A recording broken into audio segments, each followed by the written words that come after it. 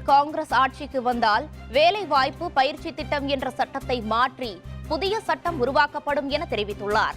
சிவகங்கை மாவட்டம் தேவக்கோட்டையில் செய்தியாளர்களிடம் பேசிய முன்னாள் மத்திய அமைச்சர் ப. சிதம்பரம், ஏற்கனவே அமலில் உள்ள வேலைவாய்ப்பு பயிற்சி திட்டம் வெறும் சட்டமாகத்தான் உள்ளது எனவும் அது உரிமை என்பதாக இல்லை எனவும் குறிப்பிட்டார். காங்கிரஸ் அளித்த வாக்குறுதியின்படி அந்த சட்டத்தை மாற்றி புதிய சட்டம் உருவாக்கப்படும் என அவர் கூறினார்.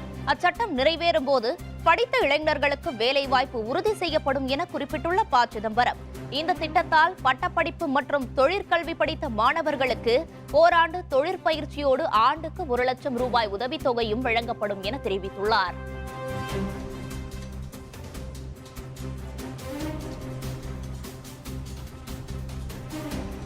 அரசியல் ரீதியாக, அமைப்பு ரீதியாக பலமான அணியாக இருப்பதால் திமுக கூட்டணி நிச்சயம் வெற்றி பெறும் என்று இந்திய கம்யூனிஸ்ட் கட்சியின் மாநில செயலாளர் முத்தரசன் தெரிவித்துள்ளார்.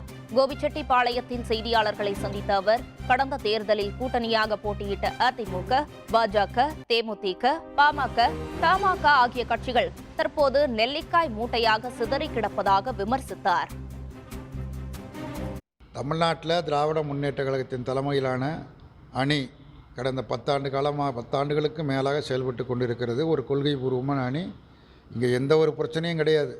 சீட்டு எண்ணிக்கையை ஒதுக்குவதிலோ அல்லது இடங்களை பகிர்ந்து கொள்வதிலோ ஒரு பிரச்சனையும் கிடையாது.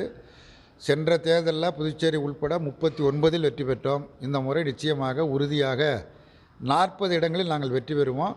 இது ஏதோ ஒரு பெயரளவுக்கு சொல்லுகிற கருத்தல்ல. சென்ற தேர்தலில் பாரதிய ஜனதா கட்சி, அதிமுக, பாமக, தேமுதிக, தமிழ் மாநில காங்கிரஸ் எல்லோரும் சேர்ந்து நின்றார்கள்.